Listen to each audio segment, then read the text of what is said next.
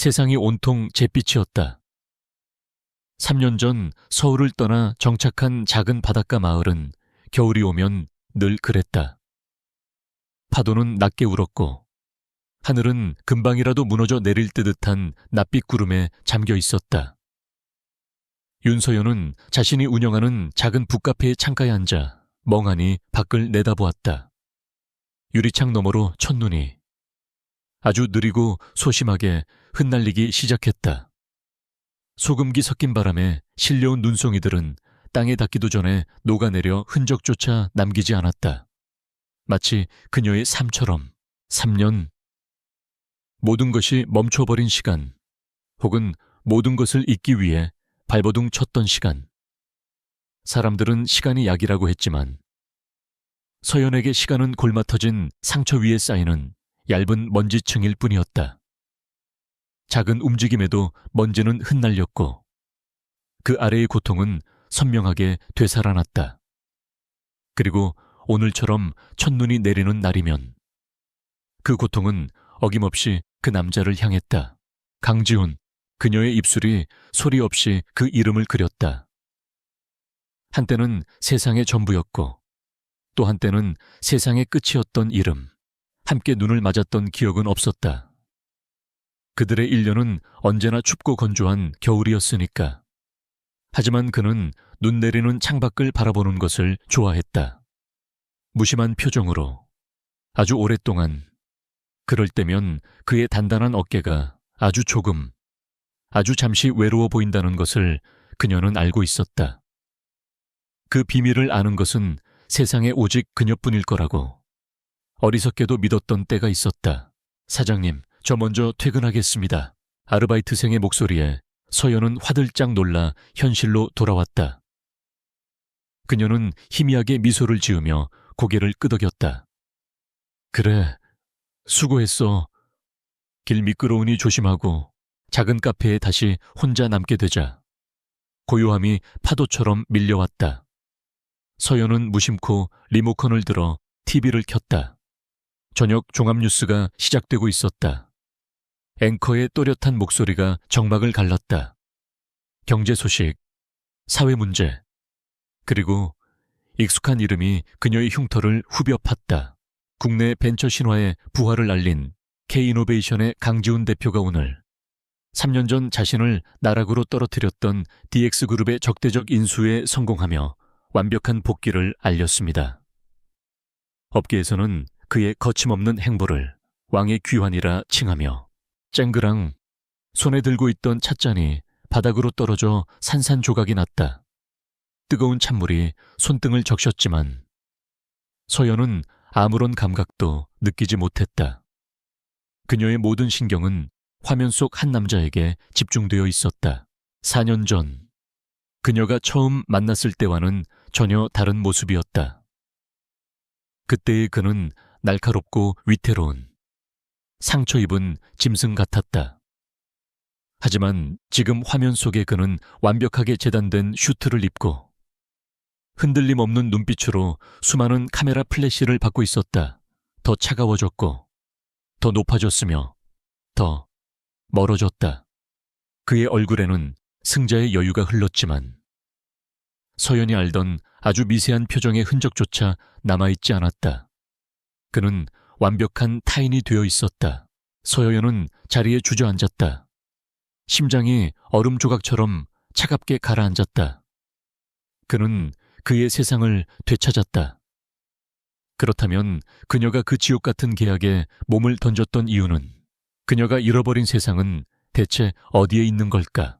차가운 유리창에 이마를 기대자 지독했던 그 겨울의 기억이 성해처럼 피어올랐다. 4년 전 서울의 겨울은 유난히 혹독했다. 서연에게는 더욱 그랬다. 병원 복도의 싸늘한 공기, 소독약 냄새, 그리고 의사의 무거운 목소리가 그녀의 세상을 무너뜨렸다. 급성 골수성 백혈병입니다. 빠른 시일 내에 골수 이식 수술을 받아야 합니다. 하나뿐인 남동생 민준이었다. 하늘이 무너진다는 것은 그런 기분일까? 하지만 슬퍼할 시간조차 사치였다. 수술비와 치료비를 합하면 억소리가 나는 금액이었다. 부모님은 오래전 돌아가셨고 두 남매가 기댈 곳은 세상 어디에도 없었다. 서연은 하루에 3개의 아르바이트를 하며 동생의 병원비를 감당했지만 수술비는 까마득한 절벽이었다. 누나, 그냥 포기하자. 링거를 꽂은 민준이 힘없이 말했을 때 서연은 동생의 뺨을 때리는 대신 자신의 심장을 내리쳤다. 포기할 수 없었다. 절대로. 절망이 목까지 차오르던 어느 날 밤 우연히 인터넷 경제 기사 하나가 그녀의 눈에 들어왔다. 추락한 천재 강지훈 재기를 위한 마지막 승부수. 기사는 한때 IT 업계의 별이었던 젊은 CEO 강지훈에 대해 다루고 있었다. 신뢰했던 동업자의 배신으로 모든 것을 잃고 작은 벤처 회사를 차려 재기를 노리고 있다는 내용이었다. 기사의 마지막 문단이 그녀의 눈을 사로잡았다. 특히 보수적인 성향의 해외 투자사인 글로벌 에쿼티에 투자를 유치하기 위해선 안정적인 이미지가 필수적이라는 분석이다. 현재 미혼인 강 대표에게는 이 부분이 약점으로 작용할 수 있다는 게 업계의 중론이다. 그 순간 서연의 머릿속에 위험하고도 절박한 생각이 스쳤다. 그녀는 자신을 팔기로 결심했다. 자신의 1년을, 인생을, 자존심을 팔아서라도 동생을 살려야 했다. 수소문 끝에 알아낸 그의 작은 사무실은 강남의 화려한 빌딩 숲이 아닌 구로의 낡은 지식산업센터 한 구석에 있었다. 그녀는 며칠을 굶어 산 가장 단정한 옷을 입고 그의 사무실 문을 두드렸다. 문을 열어준 것은 그 자신이었다. 사진으로 봤던 것보다 훨씬 더 날카로운 인상이었다. 지독한 피로와 경계심이 뒤섞인 눈빛이 그녀를 위아래로 훑었다. 방 안에는 싸구려 커피 향과 희미한 담배 냄새, 그리고 한 사람의 절박함이 공기처럼 떠다니고 있었다. 누구시죠? 낮고 메마른 목소리였다. 서연은 떨리는 주먹을 꽉 쥐었다. 여기서 물러서면 민준이를 잃는다. 드릴 말씀이 있어서 찾아왔습니다. 강지훈 대표님. 그는 의심을 거두지 않은 채 그녀를 작은 회의실로 안내했다. 테이블 위에는 복잡한 서류들이 산더미처럼 쌓여 있었다. 전쟁터의 한복판 같았다. 용건만 간단히 하시죠. 전 한가한 사람이 아니라서. 서연은 침을 삼켰다. 그리고 준비해온 말을 한 글자 한 글자 힘주어 내뱉었다. 결혼이 필요하시다고 들었습니다. 안정적인 이미지를 만들어줄 아내. 투자자들 앞에서 완벽한 가정을 연기해줄 파트너 말입니다. 그의 눈썹이 미세하게 꿈틀거렸다. 비웃음인지 경멸인지 모를 감정이 그의 입가에 스쳤다. 그래서 지금 나한테 당신을 사라고 제안하는 겁니까? 개우레라고 생각해 주세요. 서연의 목소리는 떨렸지만 눈빛은 흔들리지 않았다. 대표님은 필요한 이미지를 얻으시고 저는 돈이 필요합니다. 얼마? 그의 짧은 질문에 심장이 쿵 내려앉았다. 5억 원입니다. 계약 기간은 1년. 1년 동안 대표님이 원하는 어떤 아내라도 되어 드릴 수 있습니다. 서류상의 아내, 그림자 같은 아내, 1년 뒤에는 아무 일 없었다는 듯이 깨끗하게 사라져 드리겠습니다. 정적이 흘렀다. 지우는 의자에 몸을 기댄 채 꿰뚫을 듯한 시선으로 서연을 관찰했다. 그녀는 그의 시선 아래 벌거벗겨진 기분이었다. 그녀의 초라한 옷차림, 며칠 밤을 새운 듯한 퀭한 눈, 그리고 그 안에 담긴 필사적인 절박함까지. 그는 모든 것을 읽고 있는 듯했다. 그는 왜 하필 자신인지, 돈이 왜 필요한지는 묻지 않았다. 어쩌면 그에게도 그런 질문은 사치였을 것이다. 그는 그녀와 마찬가지로 벼랑 끝에 서 있는 사람이었다. 그는 서랍에서 담배를 꺼내 물었다. 불을 붙이지는 않았다. 잠시 후 그는 담배를 재떨이에 비벼 끄며 나지막이 말했다. 좋습니다. 계약하죠. 그의 승낙은 구원이라기보다 또 다른 지옥의 시작을 알리는 선고처럼 들렸다. 단, 조건이 있습니다. 그가 덧붙였다. 내 사생활에 관여하지 말 것, 내게 어떤 감정도 기대하지 말 것. 우리는 철저한 비즈니스 파트너입니다. 윤서연 씨, 그는 처음으로 그녀의 이름을 불렀다. 하지만 그 이름에는 어떤 온기도 실려 있지 않았다. 앵커가 전해드렸습니다. 뉴스 클로징 멘트가 멍하니 앉아있던 서연의 의식을 다시 현재로 끌어왔다. TV 화면은 이미 다른 프로그램으로 넘어가 있었다. 그녀는 부서진 찻잔 조각과 차갑게 식어버린 찬물을 망연히 내려다보았다. 화면 속 그는 모든 것을 되찾고 왕이 되어 있었다. 그를 왕좌에 올리기 위한 과정에서 그녀는 이름 없는 수처럼 버려졌다. 아니, 애초에 그녀는 그의 체스판 위에 존재하지도 않았을 것이다. 첫눈은 이제 제법 굵어지고 있었다. 서연은 자리에서 일어나 깨진 조각들을 조심스럽게 치우기 시작했다. 손끝이 시리도록 차가웠다. 그들의 계약이 시작되었던 그 겨울처럼 강지훈과 윤서연의 신혼집은 한강이 내려다 보이는 최고급 주상복합 아파트였다.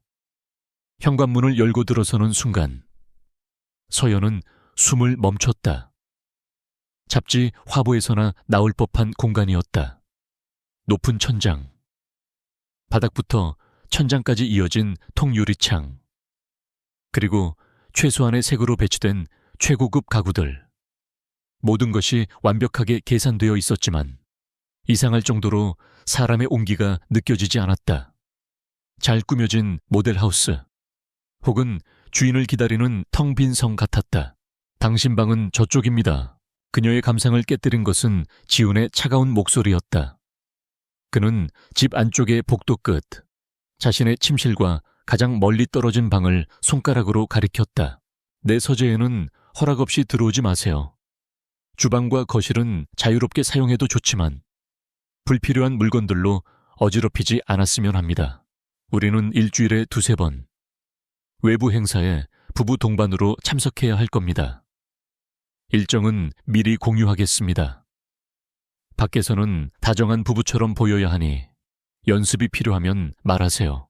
그는 마치 부하 직원에게 업무 지시를 내리듯 건조하게 규칙들을 나열했다. 마지막 말은 특히 날카로운 비수처럼 서연의 가슴에 박혔다. 연습이라니, 그리고 가장 중요한 것. 그가 돌아보며 그녀의 눈을 똑바로 응시했다. 그의 눈은 감정이라곤 찾아볼 수 없는 검은 유리구슬 같았다. 우리는 서로에게 아무것도 기대하지 않습니다. 이건 비즈니스고 당신은 당신의 역할을, 나는 내 역할을 하면 됩니다. 이해했습니까? 서연은 마른 입술을 깨물며 작게 고개를 끄덕였다. 그녀의 대답을 확인한 지훈은 그대로 자신의 방으로 들어가 버렸다. 육중한 문이 닫히는 소리는 그와 그녀 사이에 거대한 벽이 세워지는 소리처럼 들렸다. 서연은 텅 빈 거실에 홀로 서서 창밖으로 펼쳐진 서울의 화려한 야경을 망연히 바라보았다. 저 수많은 불빛 속에 그녀가 있을 곳은 어디에도 없는 것 같았다. 그렇게 그들의 계약 결혼 생활은 시작되었다. 그 집에서 부부라는 단어는 존재하지 않았다. 그들은 한 지붕 아래 사는 완벽한 타인이었다. 지훈은 새벽같이 집을 나섰다가 서연이 잠든 깊은 밤에야 그림자처럼 돌아왔다. 그들의 대화는 내일 저녁 7시 힐튼 호텔 만찬, 혹은 이번 주 주말 골프 라운딩 참석 준비하세요. 같은 업무 전달이 전부였다. 서연은 자신의 역할에 충실하기로 마음먹었다. 그녀는 매일 아침 집을 완벽하게 정돈했다. 처음에는 가사 도우미를 부르라는 그의 말을 무시했다. 텅 빈 집에서 무언가라도 하지 않으면 미쳐버릴 것 같았다. 그녀는 그의 와이셔츠를 다리고 구두를 닦았다. 그가 좋아하는 원두를 사다 커피를 내리고, 그가 늦게 돌아올 것을 알면서도 매일 저녁 따뜻한 식사를 준비했다. 물론 그 음식은 언제나 식거나 다음 날 아침 음식물 쓰레기통에서 발견되었다. 어느 날 아침, 식탁 위에는 현금 몇 장과 함께 짤막한 메모가 놓여 있었다. 시간 낭비하지 말고 배달 음식 시켜 먹을 것, 그 무심한 배려. 혹은 경고의 서연은 심장이 쿵 하고 내려앉는 것을 느꼈다. 그는 그녀의 모든 행동을 역할의 일부로만 보고 있었다. 그녀가 베푸는 작은 운기조차 계약서의 조항을 이행하는 노동으로 취급했다. 그가 쌓아 올린 벽은 너무나도 높고 단단해서 그녀의 어떤 노력도 그 너머로 가 닿지 못했다. 첫 번째 공식 석상은 한 투자사 대표의 자택에서 열린 디너 파티였다. 차를 타고 가는 내내 두 사람 사이에는 숨막히는 침묵만이 흘렀다. 파티장에 거의 다다랐을 때 지훈이 처음으로 입을 열었다. 내 옆에 바짝 붙어 있어요. 사람들은 우리가 얼마나 사랑하는지 궁금해할 테니. 그의 목소리는 여전히 차가웠지만 서연은 고개를 끄덕였다. 차가 멈추고 문이 열리는 순간 마법 같은 변화가 일어났다. 지훈은 부드러운 미소를 지으며 그녀를 향해 손을 내밀었다. 그녀가 그 손을 잡자 그는 자연스럽게 그녀의 허리를 감싸 안았다. 그의 손길이 닿은 곳이 불에 댄 것처럼 뜨거웠다. 내 아내 윤서연입니다. 그는 사람들에게 그녀를 그렇게 소개했다. 그의 목소리는 꿀처럼 달콤했고 그녀를 바라보는 눈빛은 세상에서 가장 사랑하는 여인을 보는 듯 했다. 서연은 그의 영위력에 소름이 돋았다. 사람들은 모두 그들의 완벽한 모습에 감탄했다. 특히 보수적인 투자사 대표는 흐뭇한 미소로 그들을 바라보았다. 파티가 한창 무르익을 무렵 한 중년 남자가 다가와 서연에게 노골적인 시선을 보내며 물었다. 강 대표님은 정말 복도 많으시군요. 이렇게 아름다운 사모님을 어디서 만나셨습니까? 서연이 미소로 대처하려던 순간 그녀의 허리를 감싸고 있던 지훈의 팔에 힘이 들어갔다. 그는 서연을 자신의 품으로 더 가까이 끌어당기며 부드럽지만 단호한 목소리로 말했다. 제 아내는 제가 평생을 찾아 헤맨 유일한 사람입니다. 그러니 함부로 값을 매기려 들지 않으셨으면 좋겠습니다. 그 말에 남자의 얼굴이 붉어졌다. 그 순간 서연은 지훈의 눈에서 차가운 분노의 불꽃을 보았다. 그것은 연기가 아니었다. 자신의 소유물에 대한 모독을 참지 못하는 남자의 본능적인 방어기제였을까? 아니면 서연은 애써 고개를 저었다. 기대하지 말자. 이 모든 것은 철저한 비즈니스일 뿐이다.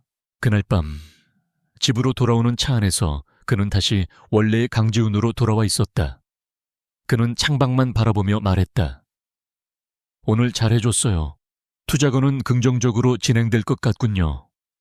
칭찬이었지만 마치 잘 훈련된 동물을 평가하는 듯한 말투였다. 서연은 아무 대답도 하지 않았다. 시간은 무심하게 흘러갔다. 서연은 점차 그의 세계에 익숙해졌다. 그의 지독한 워커홀릭 기질, 식사를 거르듯 하는 나쁜 습관, 그리고 아무도 모르는 그의 약점까지도. 그는 수많은 서류와 씨름하며 밤을 새우기 일쑤였고 종종 악몽을 꾸는 듯했다. 어느 새벽 서연은 거실에서 들려오는 미세한 소리에 잠이 깼다. 조심스럽게 나가보니 굳게 닫혀 있어야 할 서재 문이 살짝 열려 있었다. 그리고 그 틈으로 신음 같은 소리가 새어나왔다. 서연은 망설이다가 조심스럽게 문을 열었다. 서재 안은 전쟁터 같았다. 서류 뭉치들이 사방에 널려 있었고 빈 커피잔들이 위태롭게 쌓여 있었다. 그리고 그 한가운데 강지훈이 소파에 쓰러지듯 잠들어 있었다. 그의 미간은 깊게 패여 있었고 식은땀이 이마에 송골송골 맺혀 있었다. 그는 잠꼬대를 하고 있었다. 하지마, 제발. 그의 목소리는 애원에 가까웠다. 서연은 처음으로 그의 무너진 모습을 보았다. 세상의 모든 짐을 혼자 짊어진 채 꿈속에서조차 쉬지 못하는 남자. 언제나 철갑을 두른 듯 완벽해 보였던 그의 맨 얼굴이었다. 그녀는 자신도 모르게 그에게 다가갔다. 잠든 그의 얼굴을 내려다보았다. 날카롭던 인상은 지워지고 깊은 피로와 상처받은 아이 같은 고독함이 그 자리를 채우고 있었다. 그녀는 조용히 침실로 돌아가 두꺼운 담요를 가져왔다. 그리고 잠든 그의 몸 위에 조심스럽게 덮어주었다. 그의 몸이 미세하게 움찔했지만 다행히 깨지는 않았다. 서연은 소파 주변에 널려있는 빈 잔들을 치우고 흩어진 서류들을 조심스럽게 한쪽으로 정리했다. 그녀가 왜 이러고 있는지 스스로도 알 수 없었다. 이것은 계약의 일부가 아니었다. 단지 저렇게 혼자 싸우고 있는 사람이 안쓰러웠다. 그저 그뿐이었다. 다음 날 아침, 서연은 평소처럼 일찍 일어나 아침을 준비했다. 지우는 평소보다 늦게 방에서 나왔다. 그는 이미 완벽하게 슈트를 차려입고 어젯밤의 흔적이라곤 찾아볼 수 없는 냉정한 얼굴을 하고 있었다. 그는 그녀를 스쳐 지나가며 아무 말도 하지 않았다. 담요에 대해서도, 정리된 서재에 대해서도. 하지만 서연은 보았다. 그가 현관을 나서기 직전 아주 잠시 멈칫하며 그녀가 있는 주방 쪽을 돌아보던 그 순간의 망설임을. 그 짧은 순간 그들의 단단한 얼음벽에 아주 미세한, 눈에는 보이지도 않는 실금이 가는 소리가 들린 것 같았다. 그날 새벽에 일이 있은 후 집안의 공기는 미묘하게 달라졌다. 강지우는 여전히 과묵했고 윤서연은 여전히 조용했다. 하지만 그들을 감싸고 있던 숨막히는 긴장감 대신 어색하지만 날카롭지 않은 침묵이 그 자리를 채웠다. 지우는 더 이상 그녀의 존재를 투명 인간처럼 취급하지 않았다. 그는 거실 창가에 앉아 책을 읽는 그녀의 옆모습을, 주방에서 조용히 허밍을 하며 요리하는 그녀의 뒷모습을, 무심결에 좁고 있는 자신을 발견하곤 했다. 그는 스스로에게 경고했다. 저건 연기일 뿐이야. 그녀는 뛰어난 배우고 지금은 계약을 이행하고 있을 뿐이다.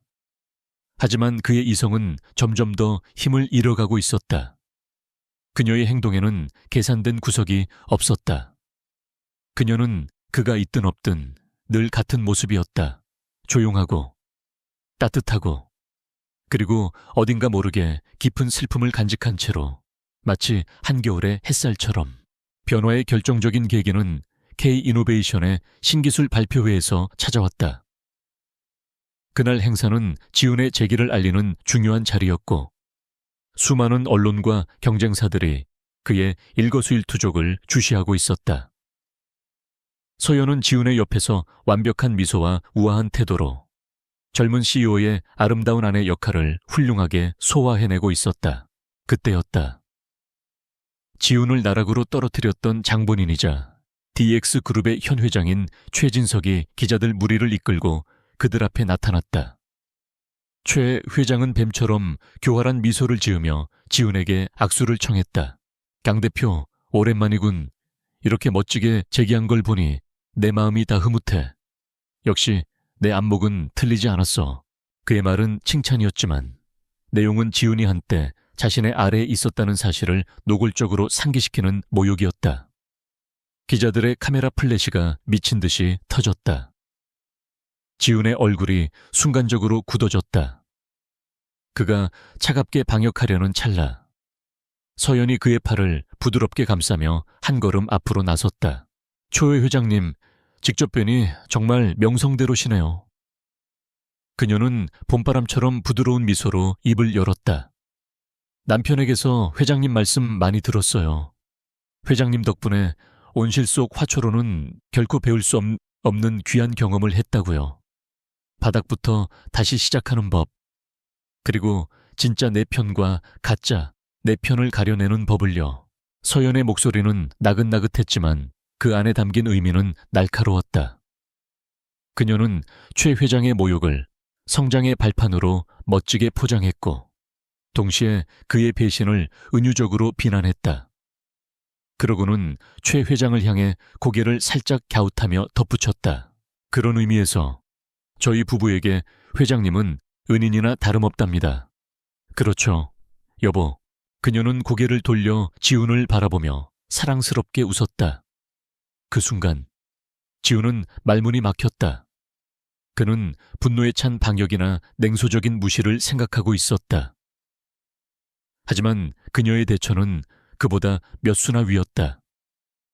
최 회장의 얼굴이 불그락푸르락하게 변하는 것을 보며 기자들은 감탄과 흥미가 뒤섞인 눈으로 서연을 바라보기 시작했다. 지훈은 자신도 모르게 서연의 허리를 감싼 팔에 힘을 주었다. 그녀는 더 이상 그가 고용한 파트너가 아니었다. 그의 등 뒤를 지켜주는 세상에서 가장 날카롭고 아름다운 검이었다. 그날 밤 집으로 돌아오는 차 안에서 지훈이 먼저 침묵을 깼다. 고마웠소. 아주 낮고 짧은 한마디였다. 하지만 그 안에는 이전에는 결코 없었던 진심이 담겨 있었다. 서연은 창밖을 바라보며 대답했다. 당신의 아내로서 당연히 해야 할 일이었어요. 계약서 상의 아내라는 의미였지만 왠지 모르게 그 말은 다른 뉘앙스로 들렸다. 그날 이후 지훈은 의식적으로 집에 일찍 들어오는 날이 잦아졌다. 그는 여전히 서재에서 대부분의 시간을 보냈지만 서연이 준비한 저녁 식사를 거실 식탁에 앉아 함께 먹기 시작했다. 대화는 여전히 서툴렀다. 날씨 이야기, TV 뉴스 이야기 같은 무의미한 말들이 오갔지만 적어도 그들은 서로를 마주보고 있었다. 그러던 어느 금요일 밤이었다. 중요한 계약을 성사시키 지훈은 팀원들과 늦게까지 회식을 했다. 그는 평소답지 않게 많이 마셨다. 과거의 배신을 떠올리게 했던 최진석과의 만남, 그리고 재기의 기쁨과 불안감이 뒤섞여 그의 자제력을 무너뜨렸다. 자정이 훌쩍 넘은 시간, 그는 비틀거리며 집으로 돌아왔다. 거실은 어두웠지만 주방 쪽에서 희미한 불빛이 새어나오고 있었다. 서연이 그를 기다리다 소파에서 잠들어 있었다. 그녀의 무릎 위에는 일담한 책이 놓여 있었다. 그는 그녀를 깨우지 않으려 조용히 지나치려다. 그만 장식장에 몸을 부딪히고 말았다. 쨍그랑. 작은 소품이 떨어지는 소리에 서연이 부스스 눈을 떴다. 오셨어요. 그녀는 잠긴 목소리로 물으며 자리에서 일어났다. 그리고 그에게 다가와 그의 위태로운 몸을 부축했다. 그의 몸에서 진한 술 냄새가 풍겼다. 괜찮으세요? 많이 취하신 것 같은데. 그 순간 지훈은 술기운에 흐려진 눈으로 그녀를 바라보았다.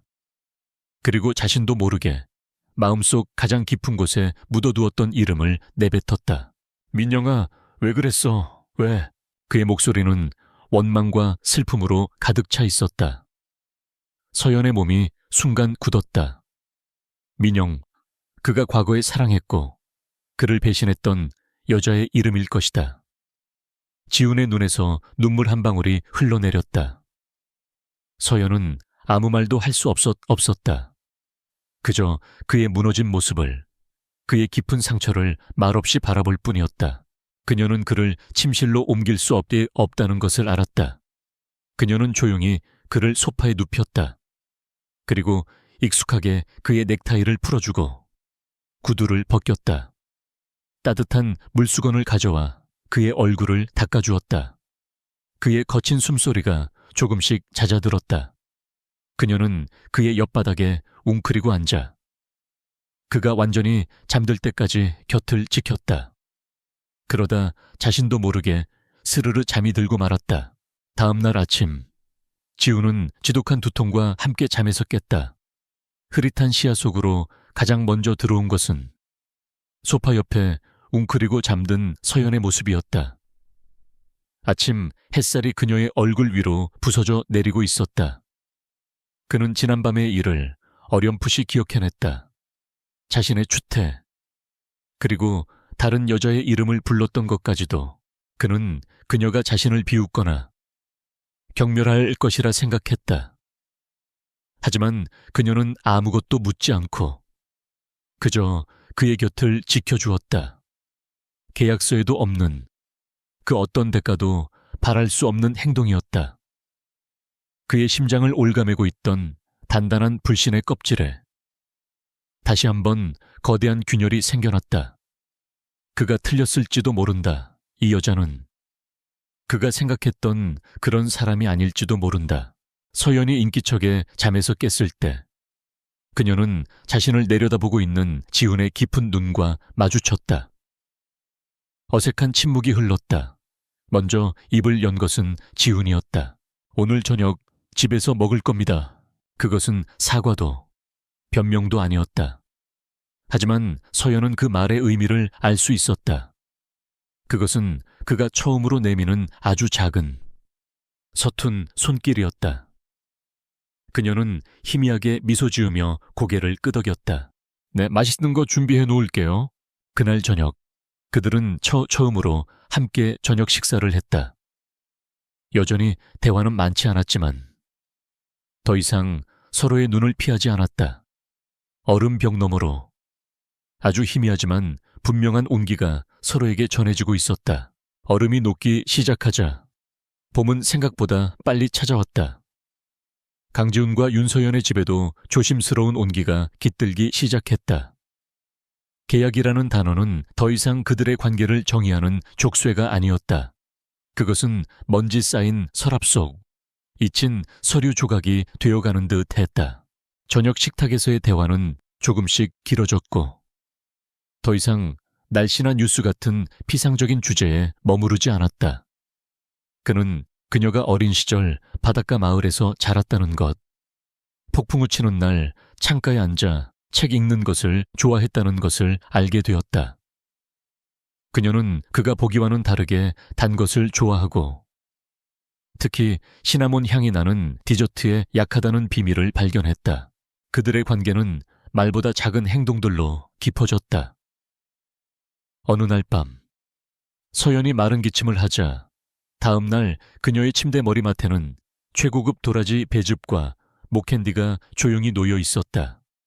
또 어떤 날에는 중요한 프레젠테이션을 앞두고 밤새 서재를 지키는 지훈을 위해 그녀는 말없이 따뜻한 우유 한 잔을 그의 책상 위에 올려두고 조용히 물러났다. 그는 아무 말도 하지 않았지만 다음 날 아침 그녀가 좋아하는 작가의 신작 소설이 식탁 위에 놓여 있었다.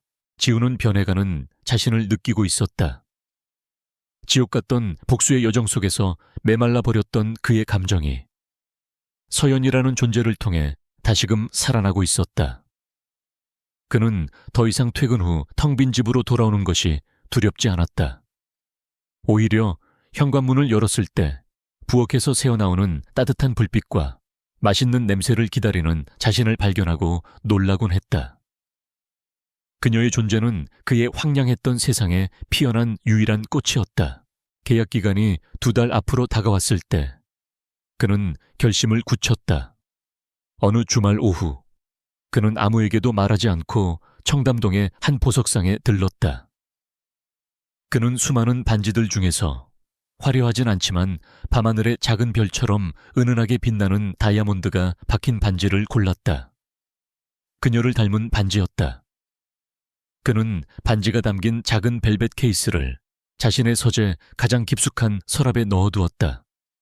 계약이 끝나는 날, 그는 이 반지를 꺼내 그녀에게 진짜 청혼을 할 생각이었다. 서류와 돈으로 시작된 관계가 아닌 그의 진심을 담아서, 하지만 잔혹한 운명은 그들의 작은 행복이 무르익도록 내버려 두지 않았다. 신기술 발표회에서 공개적으로 망신을 당한 DX그룹의 최진석 회장은 분노로 이성을 잃을 지경이었다. 그는 자신의 충직한 수하를 불렀다. 강지훈, 그놈 뒤를 캐, 여자, 돈, 약점 될 만한 건 뭐든지 찾아내. 특히 그 여우 같은 마누라. 어디서 굴러먹던 년인지 뿌리까지 샅샅이 파헤쳐. 최 회장의 지시는 즉시 실행에 옮겨졌다. 어둠 속의 손들이 윤서연이라는 존재의 과거를 파헤치기 시작했다. 그녀의 불우했던 가정사, 아픈 남동생, 그리고 돈 때문에 절박했던 상황들이 하나둘씩 수면 위로 떠올랐다. 그 무렵 서연은 병원으로부터 연락을 받았다. 민준이의 마지막 치료 일정이 잡혔고 남은 병원비를 정산해야 한다는 내용이었다. 그녀는 자신의 방에서 조용히 병원 원무과와 통화를 했다. 네, 그럼 남은 장음은 다음 달 20일에 완납하도록 하겠습니다. 약속했던 돈이 들어올 예정이라서요.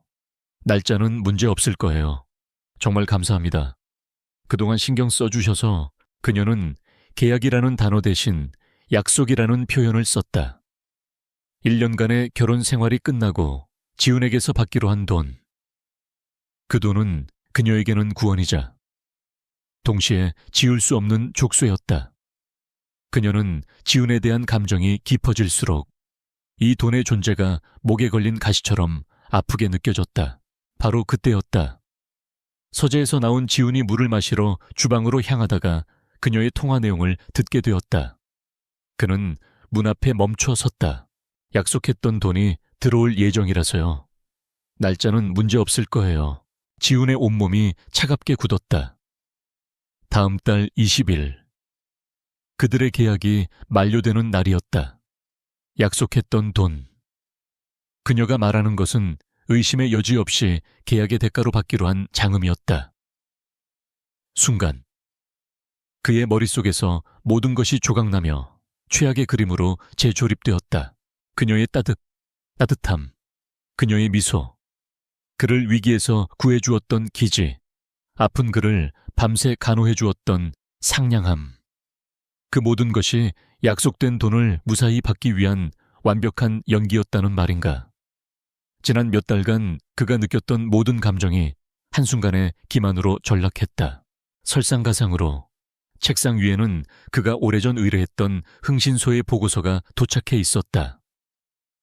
계약 직전, 최소한의 신원 확인을 위해 맡겼던 일이었지만 복잡한 일들을 처리하느라 까맣게 잊고 있었던 터였다. 그는 떨리는 손으로 봉투를 뜯었다. 그 안에는 서연의 모든 과거가 담겨 있었다. 천문학적인 동생의 병원비, 그녀가 처했던 절박한 상황, 그리고 그녀가 자신을 찾아오기 직전까지 얼마나 필사적으로 돈을 구하려 했는지가 상세히 적혀 있었다. 이 보고서는 그녀의 행동에 대한 이해가 아닌 동기를 증명하는 완벽한 증거가 되어버렸다. 그는 기가 막혀 헛웃음을 터뜨렸다. 모든 퍼즐 조각이 들어맞았다. 그녀는 돈이 필요했고 그는 안정적인 이미지가 필요했다. 처음부터 끝까지 이것은 철저한 비즈니스였다. 그 혼자서만. 바보같이 사랑이라는 착각에 빠져 허우적댔던 것이다. 과거의 배신이 남긴 상처가 골마 터지며 더욱 지독한 고통으로 그를 덮쳤다. 민영의 배신은 욕망 때문이었지만 서연의 배신은 훨씬 더 교묘하고 잔인했다. 그녀는 그의 가장 외로운 순간을 파고들어 그의 믿음을 담보로 자신의 목적을 달성하려 했다. 그는 서재로 돌아가 문을 잠갔다. 그리고 가장 깊숙한 서랍을 열었다. 그 안에는 그녀에게 주려 했던 반지가 차갑게 빛나고 있었다. 그는 벨벳 케이스를 집어들었다. 그의 손이 분노와 절망으로 부들부들 떨렸다. 그는 반지를 비웃듯 바라보며 나지막이 중얼거렸다. 연기 한번 대단하군, 윤서연. 그의 눈은 더 이상 어떤 감정도 담고 있지 않았다. 텅 비어버린 잿빛 심연, 그 자체였다. 그는 반지를 서랍 속에 다시 던져 넣었다. 소중한 보석이 아닌 자신의 어리석음을 증명하는 돌멩이처럼. 저녁 시간이 되어 아무것도 모르는 서연이 서재 문을 두드렸다. 저녁 준비됐어요. 식사하셔야죠. 문 너머에서 들려오는 목소리는 여전히 다정했다. 하지만 지금 지훈의 귀에는 그 목소리가 세상에서 가장 가증스러운 위선으로 들렸다. 한참의 침묵 끝에 문 안쪽에서 목소리가 흘러나왔다. 이전보다 훨씬 더 차갑고 모든 온기가 증발해버린 목소리였다. 안 먹어. 서연은 문고리를 잡은 채로 굳어버렸다. 집 안의 모든 온기가 방금 그 한마디에 전부 얼어붙는 것 같았다. 그녀는 이유를 알 수 없었지만 거대한 폭풍이 바로 문 너머에서 시작되고 있음을 직감했다. 그날 밤 시간은 흐르지 않았다.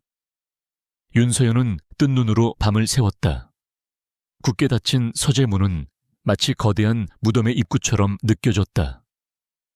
어제까지 온기로 가득했던 집은 하룻밤 사이에 다시 차가운 얼음 동굴로 변해버렸다. 그녀는 지난 몇 달간의 모든 순간을 필사적으로 되짚었다. 자신이 무엇을 잘못했는지, 어떤 말실수를 했는지, 그의 심기를 건드린 행동이 있었는지. 하지만 아무리 생각해도 답을 찾을 수 없었다. 문 너머의 강지훈 역시 잠들지 못했다. 그는 일하고 있지 않았다. 그저 텅 빈 모니터를 응시하며 어둠 속에서 자신의 운명을 저주하고 있었다. 몇 시간 전 그의 휴대폰으로 익명의 메시지 한 통이 도착했다. 첨부된 사진 속에는 며칠 전 서점에서 책을 고르고 있는 서연의 모습이 담겨 있었다. 누가 봐도 몰래 찍은 사진이었다. 그리고 그 아래에는 짧은 문장이 적혀 있었다. 자네의 약점은 참 아름답더군. 최진석이었다. 그 뱀 같은 남자가 마침내 그녀를 목표로 삼기 시작한 것이다. 지훈의 심장이 얼음물에 담긴 것처럼 차가워졌다. 서연을 향한 배신감과 그녀의 안전에 대한 공포가 뒤섞여 그의 이성을 마비시켰다. 그가 힘들게 쌓아 올린 모든 것이 그녀 하나 때문에 무너질 수도 있었다. 아니, 그보다 그녀 자체가 위험해질 수 있었다. 그를 지켜줄 힘이 없는 지금. 그녀를 안전하게 만드는 유일한 방법은 그녀를 자신의 세상에서 완벽하게 지워버리는 것뿐이었다. 적들에게 그녀가 자신에게 아무 의미 없는 존재라는 것을, 언제든 버릴 수 있는 장기말에 불과하다는 것을 보여주어야 했다. 그러기 위해서는 그녀에게 세상에서 가장 깊은 상처를 주어야만 했다. 그녀가 다시는 자신을 돌아보지 않도록, 미련 없이 떠나도록. 그의 심장이 갈갈이 찢기는 것 같았지만 그는 이미 결정을 내렸다. 다음 날 아침, 서연은 밤새 차가워진 몸을 이끌고 주방으로 나갔다. 그때 서재 문이 열리고 지훈이 걸어 나왔다. 그의 얼굴은 하얗게 질려 있었고 눈은 밤새 뜬 눈으로 지새운 듯 붉게 충혈되어 있었다. 하지만 그 표정은 어떤 감정도 읽을 수 없는 차가운 가면 같았다. 얘기 좀 해요. 어제부터 왜 그러는지, 무슨 일 있었어요? 서연이 용기를 내어 물었다. 지훈은 그녀의 질문에 대답하는 대신 거실 테이블 위로 서류 몇 장과 수표 한 장을 던지듯 내려놓았다. 이혼 서류였다. 그리고 수표에는 계약했던 금액보다 훨씬 큰 숫자가 적혀 있었다. 우리 계약 좀 앞당겨서 끝내지. 서연은 자신의 귀를 의심했다. 네, 그게 무슨 말이에요. 계약이라니. 우리 지훈이 코웃음을 쳤다. 그의 입가에 맺힌 미소는 칼날처럼 차가웠다. 착각하지 마. 윤서연 씨, 우리가 진짜 부부라도 된 줄 알았나. 이건 처음부터 비즈니스였고 이제 끝났을 뿐이야. 그의 목소리에는 일말의 온기도 없었다. 서연의 심장이 바닥으로 곤두박질 쳤다. 아니잖아요. 연기가 아니었다는 거. 당신도 알잖아요. 우리가 함께 보낸 시간들은 다 뭐였는데요. 그녀의 목소리가 절망으로 떨려왔다. 시간 전 지훈은 마치 세상에서 가장 재밌는 농담을 들었다는 듯이 웃었다. 아, 그 완벽한 아내. 연극 말인가. 솔직히 인정하지.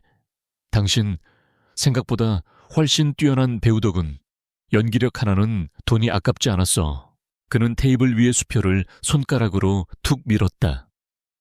이건 보너스야. 당신의 훌륭한 연기에 대한 특별 수당이지. 그의 잔인한 말들이 비수처럼 날아와 서연의 심장에 박혔다. 돈. 그들의 관계는 결국 돈으로 시작해서 돈으로 끝나는 것이었다. 그녀의 진심, 그녀의 설렘, 그녀의 사랑은 모두 값을 매길 수 있는 연기일 뿐이었다. 아니야, 그럴 리 없어. 그녀는 고개를 저으며 뒷걸음질 쳤다. 눈물이 뺨을 타고 흘러내렸다. 거짓말 마세요. 당신 눈빛은 진심이었어요. 난 느낄 수 있었단 말이에요. 그녀의 눈물 어린 호소는 오히려 그의 마지막 남은 이성의 끈을 끊어버렸다. 그는 그녀의 믿음을 완전히 파괴해야만 했다. 그는 그녀에게 다가가 턱을 붙잡고 강제로 눈을 맞추게 했다. 그의 눈은 분노인지 경멸인지 모를 감정으로 이글거리고 있었다. 진심, 내가 돈 때문에 자신을 파는 여자한테 진심을 가질 거라고 생각했나. 그 한마디에 서연의 세상이 무너져 내렸다. 그것은 그녀의 가장 아픈 부분을, 그녀의 마지막 자존심을 난도질하는 말이었다. 그녀가 동생을 살리기 위해 했던 절박한 선택이 그의 눈에는 그저 더러운 거래일 뿐이었다. 나는 내 사업을 위해 안정적인 이미지가 필요했고 당신은 돈이 필요했지. 우린 각자 원하는 걸 얻었어. 그뿐이야. 이 지겨운 소꿉장난은 이제 끝내고 싶군. 그는 그녀의 턱을 놓으며 말했다. 그의 손길이 스쳤던 자리가 지독한 모멸감으로 타들어가는 것 같았다. 서연은 더 이상 아무 말도 할 수 없었다. 모든 것이 끝났다. 그녀가 잠시나마 꿈꾸었던 모든 것이 한낱 신기루에 불과했다. 그녀는 떨리는 손으로 테이블 위에 펜을 집어들었다. 눈물이 쏟아져 이혼 서류 위로 방울방울 떨어졌다. 그녀는 흐릿해진 시야 속에서 자신의 이름을 적었다. 윤서연. 그녀는 그가 내민 수표는 쳐다보지도 않았다. 그녀는 처음 이 집에 들어올 때 들고 왔던 작은 캐리어 하나만을 들고 뒤도 돌아보지 않고 현관으로 향했다. 문이 닫히기 직전 그녀는 마지막으로 그를 돌아보았다. 그는 여전히 그 자리에 얼음 조각처럼 차가운 얼굴로 서 있었다. 당신을 사랑했던 내 마음까지 연기였다고 생각하지는 말아줘요. 그것이 그녀의 마지막 말이었다. 철컥 문이 닫히는 소리가 집 안을 울렸다. 그 소리와 동시에 강지훈의 단단했던 가면이 산산조각 났다. 그는 비틀거리며 소파에 주저앉았다. 참았던 숨을 거칠게 토해냈다. 그녀에게 내뱉었던 잔인한 말들이 독이 되어 그의 심장을 파고들었다. 테이블 위에 놓인 그녀가 서명한 이혼 서류와 그녀가 두고 간 수표가 그의 눈을 어지럽혔다. 그녀는 돈을 가져가지 않았다. 그 사실이 그의 심장을 더욱 아프게 후벼 팠다.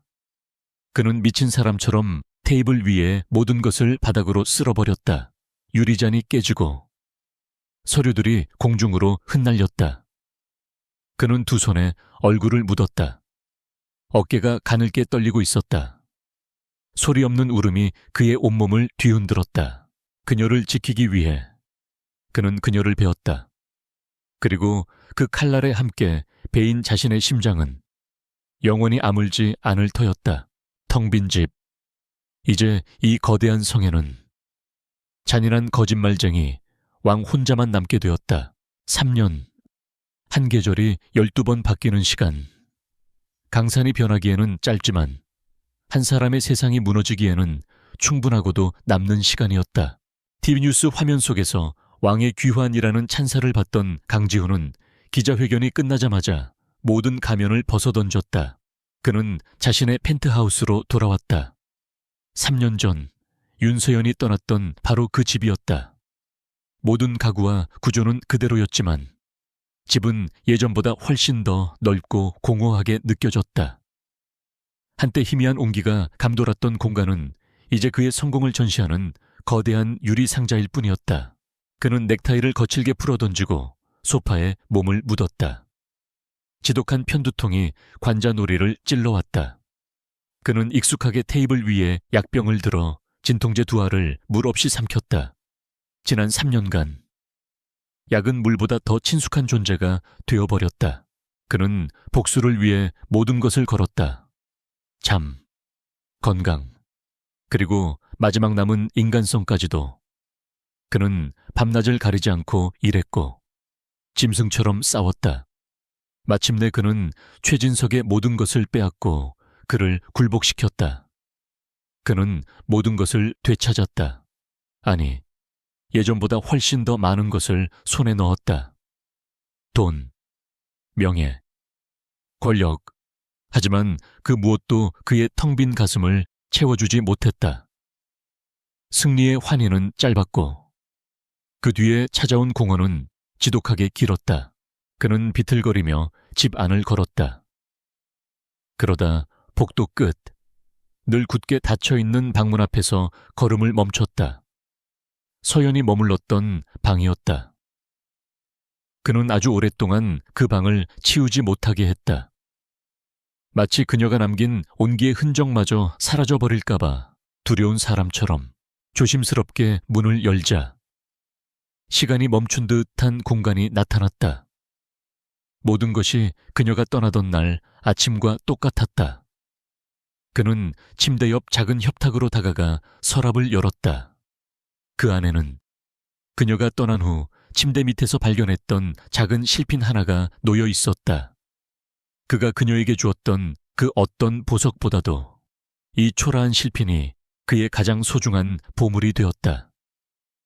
그는 실핀을 집어들고 거친 손가락으로 그 매끄러운 표면을 쓸었다. 그녀의 머릿결 같았다. 그 순간 무뎌진 줄 알았던 심장이 날카롭게 점여왔다. 지난 3년 그는 단 하룻밤도 편히 잠들지 못했다. 잠이 들면 어김없이 꿈에 그녀가 나타났다. 마지막 순간 상처받은 눈으로 그를 바라보던 그녀의 얼굴. 당신을 사랑했던 내 마음까지 연기였다고 생각하지는 말아줘요. 그녀의 마지막 말이 그의 뇌리에서 떠나지 않았다. 그는 그녀를 지키기 위해 그녀를 버렸지만 그 결과 남은 것은 그녀를 잃어버린 자신뿐이었다. 서울에서 수백 킬로미터 떨어진 바닷가 마을. 윤서연의 시간 역시 다른 의미로 멈춰 있었다. 그녀는 작은 북카페를 운영하며 조용히 살아있는 것인지 그저 숨만 쉬는 것인지 모를 나날을 보내고 있었다. TV에서 그를 본 후 며칠 동안 그녀는 심한 몸살을 앓았다. 잊었다고 생각했던 과거가 열병처럼 다시 그녀를 덮쳤다. 그녀의 삶에도 많은 변화가 있었다. 1년 전 그토록 살리고자 했던 동생 민준이가 하늘나라로 떠났다. 지훈에게서 받은 돈 그녀는 결국 수표를 받지 않았지만 법적으로 위자료가 그녀의 계좌로 입금되었다으로 수술은 무사히 마쳤지만 민준이의 몸은 끝내 이겨내지 못했다. 동생은 마지막 순간 그녀의 손을 잡고 말했다. 누나, 덕분에 행복했어. 이제 누나 자신을 위해 살아. 동생의 죽음은 그녀를 올가매던 마지막 족쇄를 풀어주었지만 동시에 삶의 목표를 잃게 만들었다. 그녀는 그저 하루하루를 버텨낼 뿐이었다. 지훈에 대한 감정은 원망과 그리움, 그리고 아주 희미한 연민이 뒤섞여 복잡한 매듭처럼 엉켜 있었다. 그러던 어느 날 서울에서 간호사로 일하는 오랜 친구가 휴가를 내어 그녀의 카페를 찾아왔다. 두 사람은 밤늦도록 밀린 이야기를 나누었다. 그러다 친구가 조심스럽게 입을 열었다. 서연아, 내 전남편 말이야. 강지훈 대표, 혹시 연락하고 지내? 서연은 말없이 고개를 저었다었다. 심장이 작게 덜컹거렸다. 하긴, 그럴 리가 없지. 그냥 우리 병원이 BVIP들 많이 오잖아. 근데 그쪽 사람들 사이에서 소문이 좀 돌더라고. 강 대표가 병원 명단에 없는 단골 환자라고. 공식적으로는 건강검진인데 분위기는 좀 심각한가 봐. 자기 몸을 너무 혹사시킨다고. 어떤 사람은 병이 꽤 깊다고도 하고. 물론 다 비밀이라 쉬쉬하지만 친구는 대수롭지 않게 말했지만 그 말들은 서연의 마음에 파문을 일으켰다. TV에서 보았던 그의 얼굴이 떠올랐다. 성공한 남자의 여유 뒤에 감춰져 있던 위태로운 창백함. 소파에서 식은땀을 흘리며 잠들어 있던 그의 모습. 그날 밤 서연은 잠을 이룰 수 없었다. 그녀는 스스로에게 되뇌었다. 나랑 상관없는 일이야. 그 사람이 자초한 거야. 그는 날 버렸어. 난 그를 미워해야 해. 하지만 미워할 수가 없었다. 잔인한 말들로 자신에게 상처를 주던 그의 얼굴 위로 서툴게 온기를 나누던 그의 모습이 술에 취해 다른 여자의 이름을 부르며 울먹이던 그의 약한 모습이 겹쳐졌다. 그녀는 깨달았다. 사랑은 그렇게 쉽게 재가 되어 사라지는 감정이 아니었다. 특히 그 사랑이 지독한 아픔과 뒤엉켜 있을 때는 더욱더. 며칠을 끙끙 앓던 그녀는 비 내리는 밤, 어두운 바다를 바라보며 결심을 내렸다. 만약에 그가 정말 아프다면, 만약에 그가 그 높은 곳에서 홀로 무너져 내리고 있다면, 이대로 모른 척 살아간다면 평생 후회할 것 같았다. 동생의 마지막 유언이 귓가에 맴돌았다. 이제 누나 자신을 위해 살아. 그녀 자신을 위한 삶. 그것은 더 이상 과거에 얽매여 도망치지 않는 것이었다. 직접 가서 확인해야 했다. 그가 정말 괜찮은지, 아니면 괜찮지 않은지, 다시 만나 상처를 해짓게 되더라도 진실을 외면한 채 살아갈 수는 없었다. 다음 날 아침, 서연은 작은 가방 하나를 쌌다.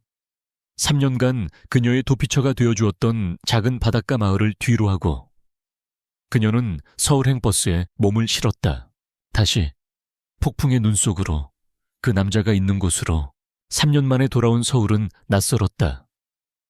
모든 것이 너무나도 빠르고 높고 소란스러웠다. 바닷가 마을에 느린 시간에 익숙해진 서연에게 서울은 거대한 괴물처럼 느껴졌다. 그녀는 버스 터미널에 내리자마자 깊은 이질감에 휩싸였다.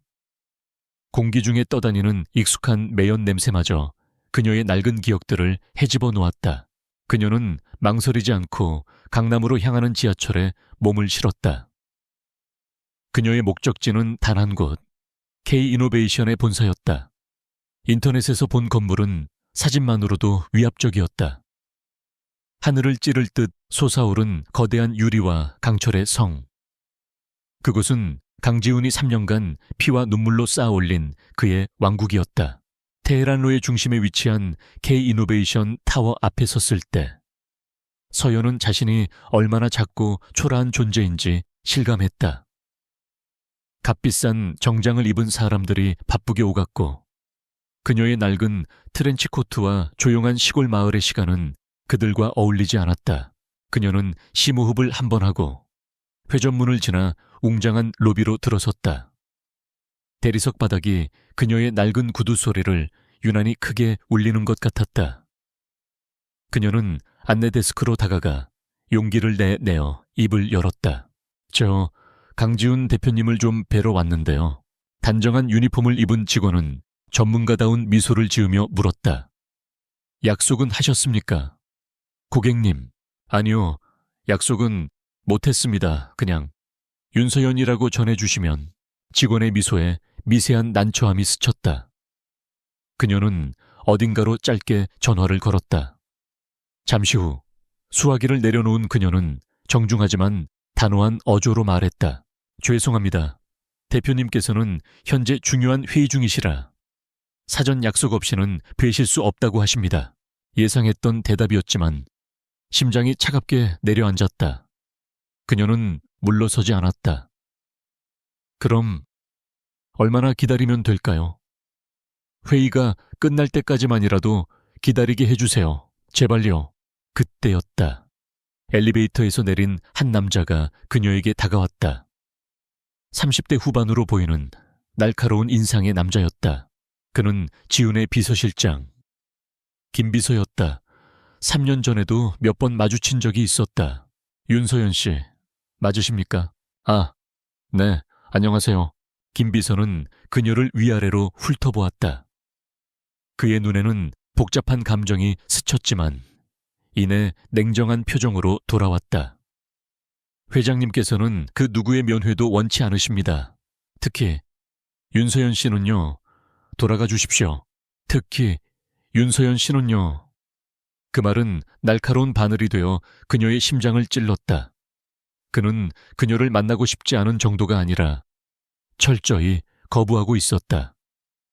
김 비서는 보안 요원에게 눈짓했고 서연은 더 이상 버티지 못하고 로비 밖으로 밀려나듯 나와야 했다. 하지만 그녀는 포기할 수 없었다. 여기서 돌아가면 그녀는 평생 의문과 후회 속에서 살게 될 것이다. 그녀는 건물 앞 길 건너편에 작은 화단 옆에 자리를 잡았다. 여기서 기다리면 그가 들어가거나 나가는 모습을 단 한 번이라도 볼 수 있지 않을까. 그런 막연한 희망이었다. 시간이 흐르면서 하늘이 어두워지기 시작했다. 약속이라도 한 듯 차가운 가을비가 후두둑 떨어지기 시작했다. 우산이 없었던 서연은 속수무책으로 비를 맞았다. 빗줄기는 점점 굵어졌고 얇은 트렌치코트는 금세 축축하게 젖어들었다. 차가운 빗물이 살갗을 파고들었지만 그녀는 움직이지 않았다. 그녀의 시선은 오직 K이노베이션 타워의 거대한 회전문에 고정되어 있었다. 최상층 회장실. 김 비서는 창밖을 내려다보며 난처한 표정으로 보고했다. 회장님, 윤서연 씨가 아직도 저러고 있습니다. 비가 오는데도 꿈쩍도 하지 않습니다. 소파에 앉아 서류를 보던 강지훈의 손이 순간 멈칫했다. 그는 아무렇지 않은 척 대꾸했다. 내버려둬. 지치면 알아서 가겠지. 목소리는 차가웠지만 그의 눈빛은 흔들리고 있었다. 김 비서는 잠시 망설이다가 책상 위에 태블릿 PC를 조작했다. 곧 회장실 벽면의 대형 스크린에 로비 앞 CCTV 화면이 나타났다. 화면 속에는 비에 흠뻑 젖은 채 가녀린 어깨를 떨며 서 있는 서연의 모습이 보였다. 3년이라는 시간이 흘렀지만 그녀는 변하지 않았다. 여전히 고집스럽고 여전히 그의 마음을 아프게 했다. 그 모습을 보는 순간 지훈의 심장이 누군가에게 세게 쥐어 짜이는 듯한 통증을 느꼈다. 당장이라도 달려내려가 그녀를 이 빛 속에서 끌어내고 싶었다. 따뜻한 담요로 감싸주고 왜 이렇게 미련한 짓을 하냐고 화를 내고 싶었다. 하지만 그는 그럴 수 없었다. 그의 자존심이 허락하지 않았다. 3년 전 그렇게 잔인하게 그녀를 내쳤다. 이제 와서 무슨 얼굴로 그녀를 본단 말인가. 그리고 더 중요한 것은 그는 그녀에게 자신의 약한 모습을 보이고 싶지 않았다. 병마와 싸우고 있는 초라한 모습을 그녀의 기억 속에 있는 냉정하고 강한 남자의 이미지 위에 더 씌우고 싶지 않았다. 그녀가 자신을 동정하게 만들고 싶지 않았다. 회장님, 이러다 큰일 나겠습니다. 최소한 우산이라도 전해주라고 할까요? 보다 못한 김 비서가 조심스럽게 물었다. 지훈의 대답은 단호했다. 하지마. 그의 잔인한 명령은 사실 자기 자신을 향한 것이었다. 그는 스크린 속에서 비를 맞으며 점점 작아지는 그녀의 모습을 보며 스스로를 저주했다. 그녀를 저렇게 만든 것도, 그런 그녀를 외면할 수밖에 없는 지금의 자신도. 시간은 고문처럼 흘러갔다. 서연은 계속 그 자리에 서 있었다. 지훈은 계속 그녀를 지켜보고 있었다. 거대한 유리벽을 사이에 둔 채 두 사람은 보이지 않는 힘겨루기를 하고 있었다. 서연은 추위와 피로로 입술이 파래지고 몸이 휘청이기 시작했다. 밤이 깊어지고 도시의 불빛이 비에 젖은 아스팔트 위에서 어지럽게 번져나갈 때쯤 지훈은 더 이상 견딜 수 없었다. 그는 자리에서 벌떡 일어났다. 이대로 두면 그녀는 정말 쓰러지고 말 것이다. 그는 그녀를 만나지 않으면서 그녀를 이 상황에서 벗어나게 할 방법을 찾아야 했다. 그는 책상 위에 전화기를 들어 단축번호 하나를 길게 눌렀다. 신호음이 몇 번 울린 후 수화기 너머에서 익숙한 목소리가 들려왔다. 에요, 지훈아, 웬일이냐. 이 시간에 그의 유일한 친구이자 그의 비밀을 아는 몇 안 되는 사람. 신경외과 의사 박선우였다. 지우는 스크린 속에서 금방이라도 쓰러질 듯한 서연을 바라보며 마른 입술을 열었다. 선우야, 내 도움이 필요해. 얼마나 지났을까? 빗속에서 거의 의식을 잃어가던 서연의 어깨 위로 누군가 따뜻한 담요를 덮어주었다. 놀라 고개를 들자 낯설지만 선량해 보이는 인상의 남자가 서 있었다. 윤서연 씨 되시죠? 서연은 경계하며 고개를 끄덕였다. 남자는 자신을 박선우라고 소개했다. 지훈의 친구이자 의사라고 했다. 이러다 정말 큰일 납니다. 일단 저와 함께 가시죠. 비라도 피해야 하지 않겠습니까? 그의 목소리에는 거부할 수 없는 설득력이 있었다. 서연은 이미 몸을 가눌 힘조차 남아있지 않았다. 그녀는 그의 부축을 받아 따뜻한 차 안으로 몸을 옮겼다. 히터의 온기가 스며들자 그제야 온몸이 사시나무처럼 떨리고 있다는 것을 깨달았다. 박선우는 그녀를 자신의 병원 근처 작은 카페로 데려갔다. 그는 따뜻한 생강차를 주문하고 맞은편에 앉아 걱정스러운 눈으로 그녀를 바라보았다. 대체 왜 이렇게까지 하시는 겁니까? 서연은 떨리는 손으로 찻잔을 감쌌다. 그 사람을 만나야 해요. 괜찮은지. 제 눈으로 확인해야겠어요. 선우는 깊은 한숨을 내쉬었다. 그는 지훈에게서 무슨 수를 써서든 그녀를 돌려보내라는 부탁을 받았지만 눈앞에 이 작은 여인의 필사적인 눈빛을 보니 차마 그럴 수가 없었다. 이 지독한 악연과 오해의 고리를 끊어낼 수 있는 사람은 어쩌면 이 여자뿐일지도 모른다는 생각이 들었다. 윤서연 씨, 그가 무겁게 입을 열었다. 지훈이 지금 회사에도 집에도 없습니다.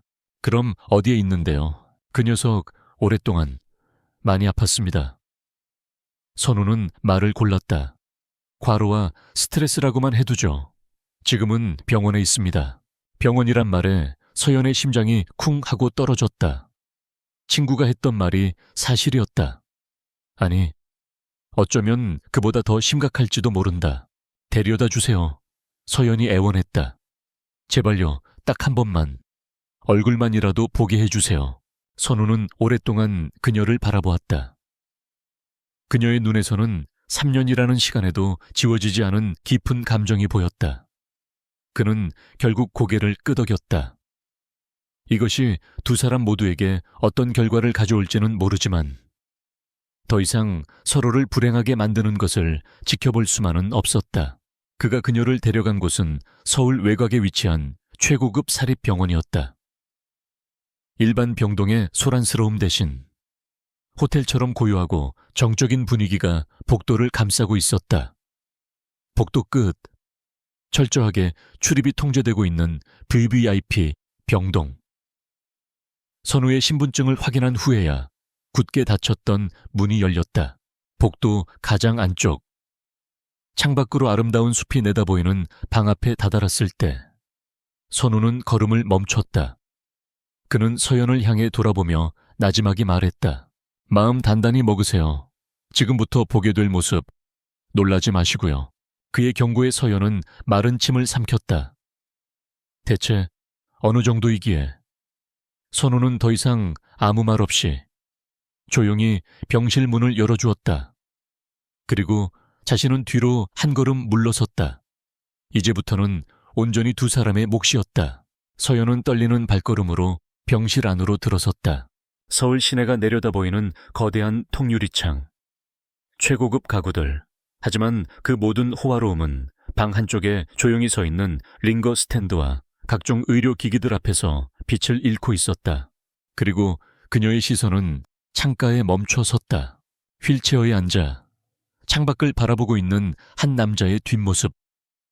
병원복을 입은 그의 등은 믿을 수 없을 정도로 말라 있었고 담요 아래의 다리는 앙상해 보였다. 서연이 들어오는 소리를 들었는지 남자가 천천히 휠체어를 돌렸다. 끼익. 작은 바퀴 소리가 고요한 병실을 갈랐다. 그리고 마침내 그들의 시선이 허공에서 마주쳤다.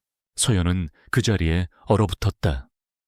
그녀의 눈앞에 있는 사람은 그녀가 알던 강지훈이 아니었다. 3년 전.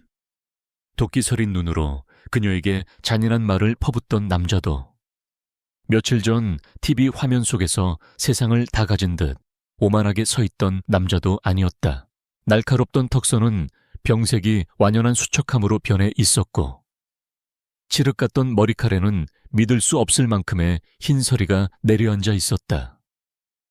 한때 세상을 호령하던 그의 눈은 깊이를 알 수 없는 피로와 슬픔에 잠겨 있었다. 그는 단 3년 만에 10년은 좋게 늙어버린 모습이었다. 그는 그녀를 보고 놀란 듯 했지만 이내 모든 것을 체념한 듯한 표정을 지었다. 그토록 보여주고 싶지 않았던 자신의 가장 약하고 초라한 모습을 결국 들켜버린 남자의 얼굴이었다. 그 순간 서연의 머릿속에서 모든 것이 무너져 내렸다. 그의 성공, 그의 복수, 그의 부, 그 모든 것이 거짓이었다.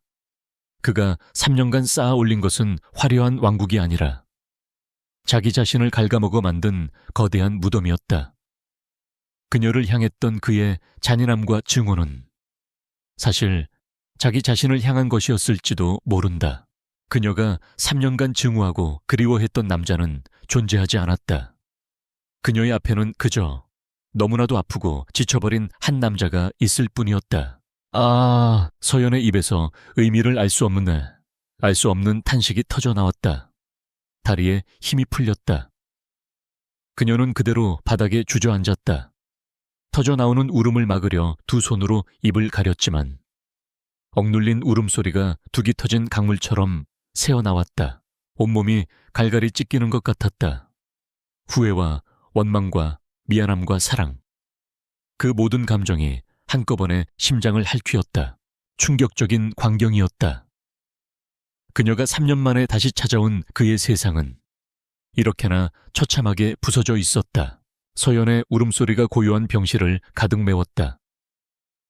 강지훈은 휠체어에 앉은 채 바닥에 주저앉아 무너져 내리는 그녀를 그저 바라만 보고 있었다. 그의 얼굴에는 고통과 체념, 그리고 아주 오랜 시간 억눌러왔던 그리움이 복잡하게 뒤섞여 있었다. 그는 시선을 피하며 힘겹게 입을 열었다. 앙상한 손으로 휠체어 바퀴를 붙잡은 그의 손등에 힘줄이 돋았다. 누가 당신더러 오라고 했지, 당장 나가. 목소리는 날카로웠지만 3년 전의 그 단단함은 온데간데 없었다. 가늘게 떨리는 음성은 그의 말을 위협이 아닌 애처로운 절규처럼 들리게 했다. 그의 말이 더 이상 상처가 되지 않았다. 서연은 눈물로 젖은 얼굴을 들어 그를 바라보았다. 그의 강인함이라는 가면 뒤에 숨겨진 연약한 진실을 보았기 때문이다. 그녀는 고개를 저었다. 싫어요. 안 나가요. 이제 다시는 당신 혼자 두지 않을 거예요. 그때였다. 병실 문이 열리고 박선우가 들어왔다. 그는 두 사람의 처참한 모습을 보고 더 이상 이 잔인한 연극을 지속시켜서는 안 되겠다고 결심했다. 지훈아, 이 여자 좀 당장 내보내. 지훈이 친구를 향해 소리쳤지만 그 외침은 이내 터져 나오는 거친 기침에 묻히고 말았다. 쿨럭. 그는 가슴을 부여잡고 고통스럽게 몸을 숙였다. 선우는 지훈의 말을 무시하고 서연에게 다가갔다. 그는 그녀의 팔을 잡아 일으켜 근처의 의자에 앉혔다. 그리고 결심한 듯 지훈을 향해 말했다. 지훈아, 그만해라. 이제 다 끝났어.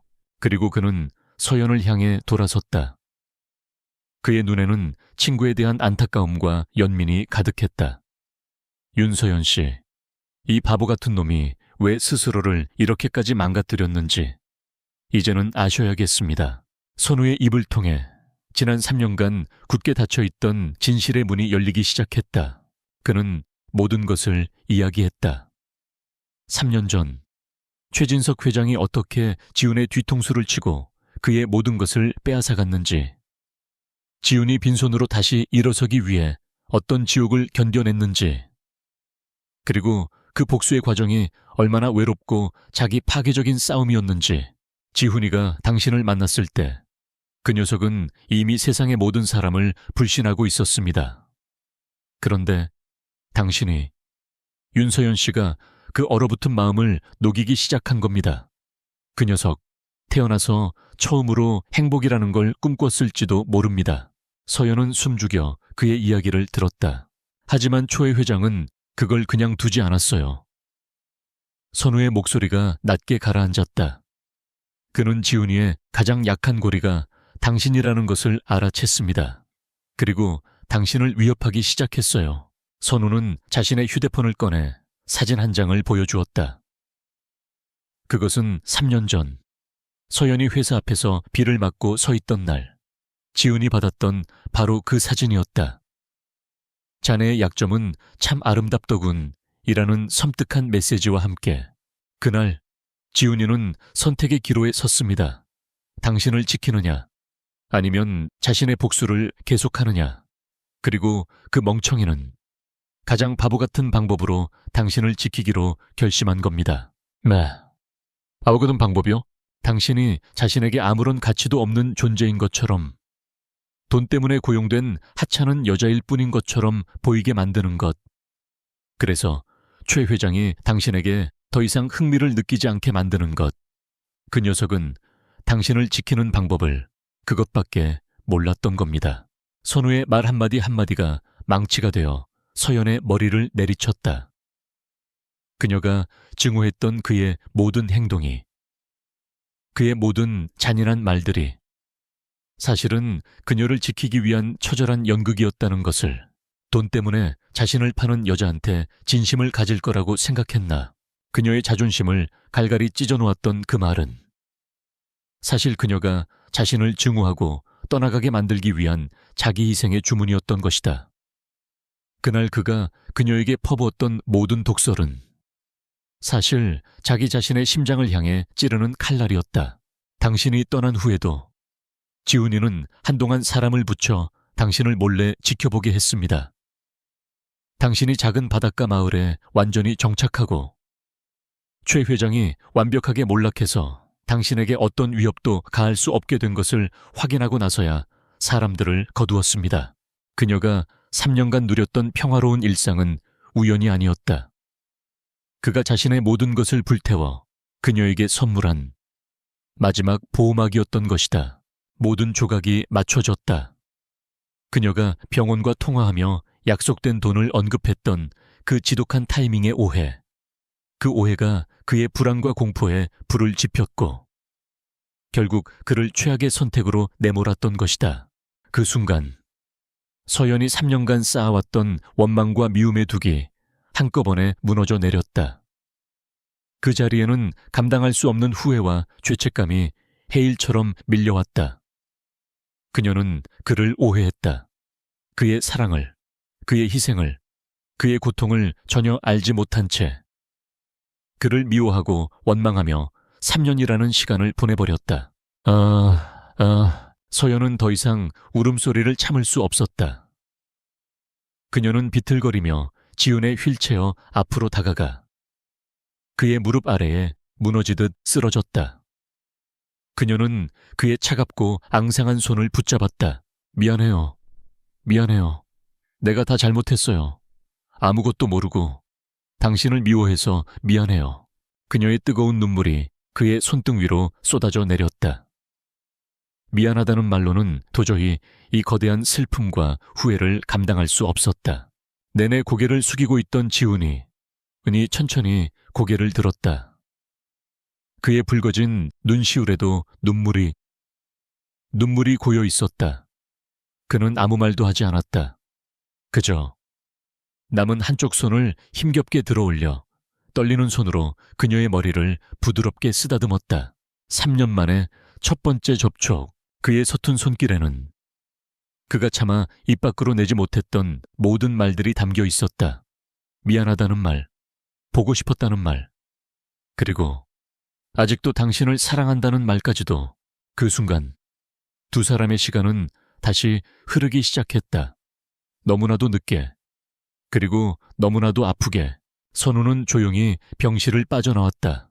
문이 닫히고 3년이라는 긴 시간을 돌고 돌아 마주한 두 사람에게 마침내 처음으로 온전한 둘만의 시간이 주어졌다. 시간은 더 이상 그들에게 관대하지 않았다. 진실이 밝혀진 후 강지훈의 상태는 하루가 다르게 나빠졌다. 복수라는 이름으로 아슬아슬하게 붙들고 있던 마지막 의지의 끈이 끊어지자 그의 몸은 급격히 무너져 내렸다. 윤서연은 그의 곁을 떠나지 않았다. 병실의 작은 간이 침대가 그녀의 새로운 집이 되었다.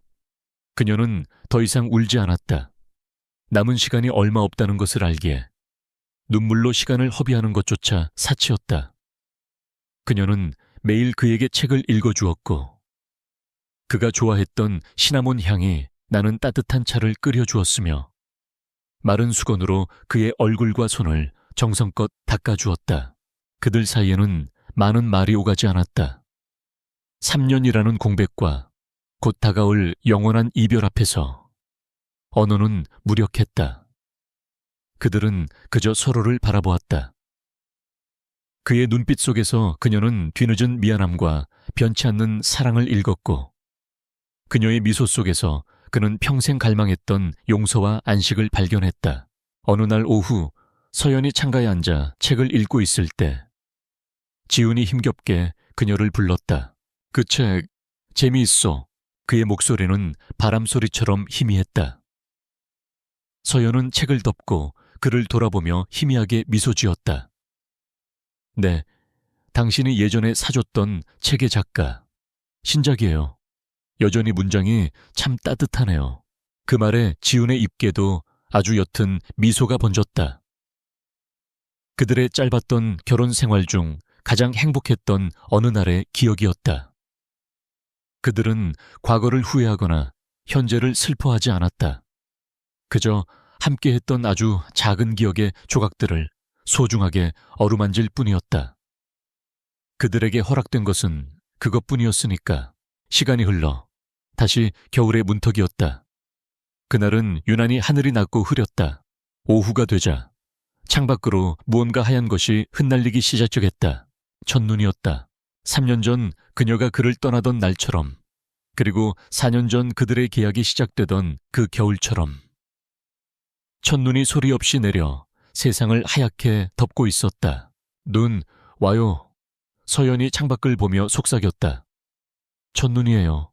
지훈 씨. 침대에 누워있던 지훈의 눈이 천천히 창가를 향했다. 그는 힘겹게 손을 뻗어 서연의 옷깃을 잡았다. 창가로 데려다 주시오. 서연은 조심스럽게 그를 휠체어에 옮겨 태웠다. 그리고 창가 가장 가까운 곳으로 그를 데려갔다. 두 사람은 말없이 하염없이 내리는 눈을 바라보았다. 눈송이들이 유리창에 부딪혔다가 스르르 녹아내렸다. 마치 그들의 짧았던 시간처럼. 한참 동안 눈을 바라보던 지훈이 서연의 손을 힘겹게 잡았다.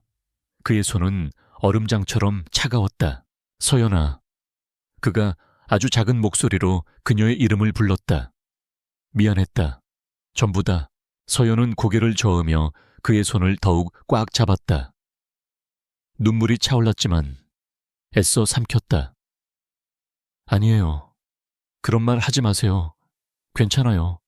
다 대원이 서 있었는데. 그의 숨소리가 점점 가빠졌다. 다시 당신과 함께 첫눈을 보는 게 내 마지막 소원이었다. 돈으로 얽힌 가짜 말고 진짜 부부로. 그의 눈에서 마침내 눈물 한 방울이 흘러내렸다. 그는 마지막 남은 힘을 다해 그녀의 손을 잡은 손에 힘을 주었다. 사랑했다. 윤서연. 그것이 그의 마지막 말이었다. 그의 손에서 힘이 스르르 빠져나갔다. 그의 고개가 서연의 어깨 위로 조용히 떨궈졌다. 그녀를 바라보던 그의 눈은 창밖에 하얀 풍경을 담은 채 그대로 멈춰 있었다. 서연은 비명을 지르지 않았다. 그저 잠든 아이를 안듯 차갑게 식어가는 그의 몸을 끌어안았다. 참았던 눈물이 봇물 터지듯 쏟아져 내렸다. 그녀의 뜨거운 눈물이 그의 뺨 위로, 그리고 그들의 맞잡은 손 위로 떨어졌다. 창밖에서는 첫눈이 마치 그들의 슬픈 사랑을 위로하듯 세상을 끝없이 하얗게 뒤덮고 있었다. 몇 년 후 다시 첫눈이 내리는 날, 서연은 경기도 외곽의 한적한 수목장, 슈 부장을 찾았다. 그녀는 하얀 목련 나무 아래에 조용히 섰다. 강지훈, 이곳에 잠들다 라고 쓰인 작은 팻말이 눈에 덮여 있었다. 그녀는 장갑을 낀 손으로 팻말 위의 눈을 부드럽게 쓸어냈다. 그리고 준비해온 하얀 칼라 릴리 한 송기를 나무 아래에 조심스럽게 내려놓았다. 그녀의 얼굴에는 평온함이 깃들어 있었다. 3년의 원망도, 그 후에 지독한 슬픔도, 이제는 시간의 강물에 씻겨나가 가슴속 깊은 곳에 잔잔한 호수가 되어 있었다. 그는 떠났지만 그의 사랑은 그녀의 삶 속에 영원히 살아 숨쉬고 있었다. 올해도 첫눈이 왔어요, 지훈 씨. 그녀는 나무를 향해 나지막이 속삭였다. 그리고 희미하게 미소 지었다. 진짜 슬픔을 겪어본 사람만이 지을 수 있는 맑고도 아린 미소였다. 그녀는 잠시 더 그곳에 머물다 조용히 몸을 돌렸다. 하얀 눈이 끝없이 펼쳐진 길 위로. 그녀의 작은 발자국이 선명하게 새겨졌다. 혼자였지만 더 이상 외롭지 않았다. 그들의 사랑은 비극으로 끝났지만 그들의 이야기는 그녀의 마음속에서, 그리고 매년 어김없이 찾아오는 첫눈 속에서 영원히 계속될 터였다.